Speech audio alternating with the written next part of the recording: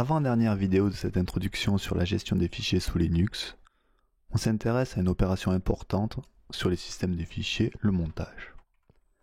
Sous Unix, on a une seule arborescence de fichiers, à la différence du Windows, où on a plusieurs arborescences, par exemple une arborescence ayant comme racine ces deux points, pour le disque principal, généralement, et une autre arborescence ayant comme racine des deux points.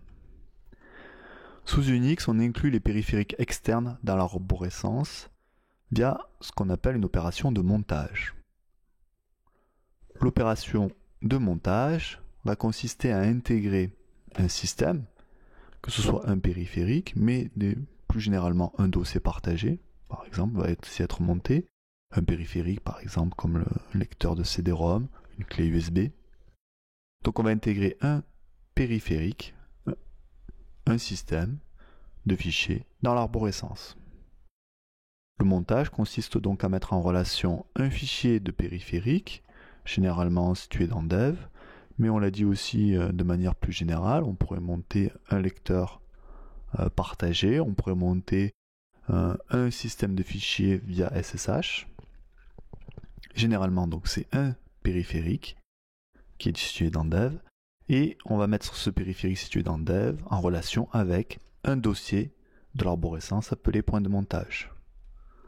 Prenons un premier exemple. Ici, donc, on a la commande mount qui va nous permettre d'effectuer le montage. On désigne le périphérique que l'on veut monter. Ici, le disque dur HDA, la première partition de ce disque dur qui se trouve dans Dev.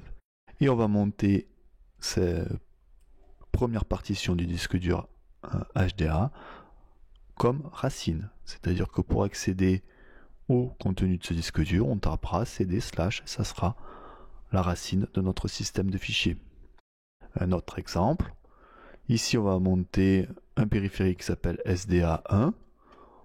Typiquement, étant donné qu'on va le monter dans Removable, on peut penser que c'est une clé USB ou un lecteur de CD-ROM.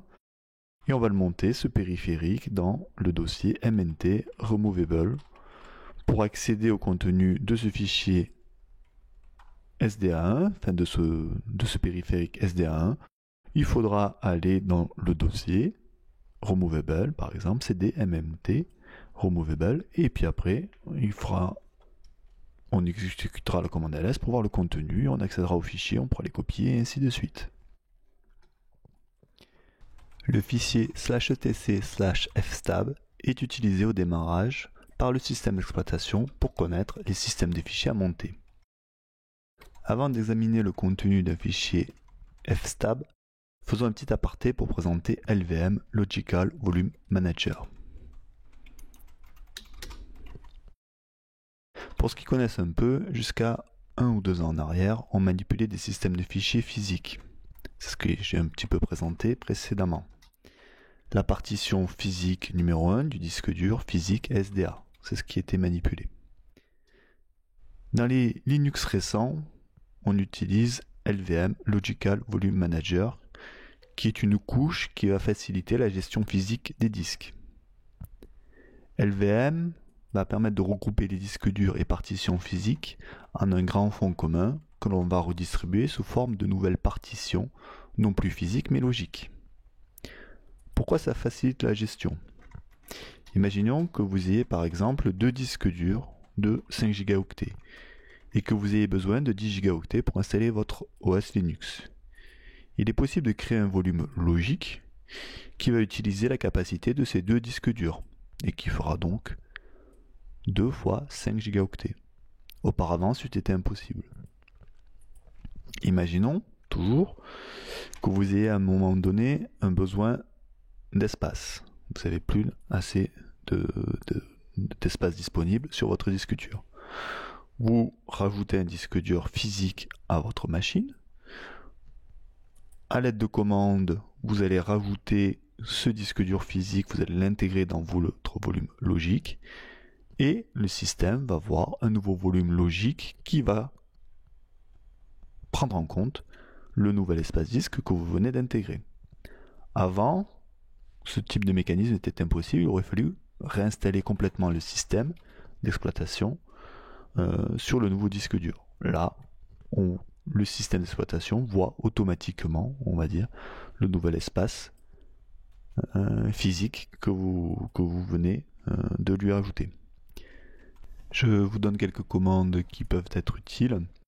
PVDisplay pour Physical Volume Display, VGDisplay pour Volume Group Display et LVDisplay pour Logical Volume Display.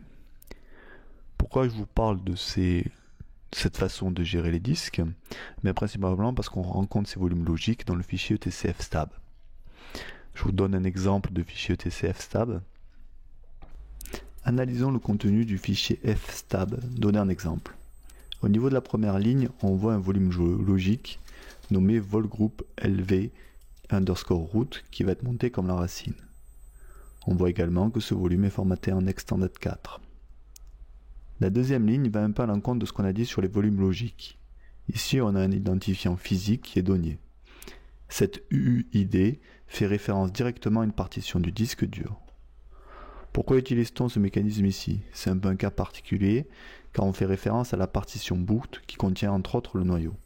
Pour démarrer l'OS, il faut lancer le noyau, c'est le rôle d'un programme que l'on appelle le lanceur, typiquement grub. Or, les lanceurs ne gérant pas LVM, il est adéquat de leur donner un identifiant physique de partition et non pas un volume logique.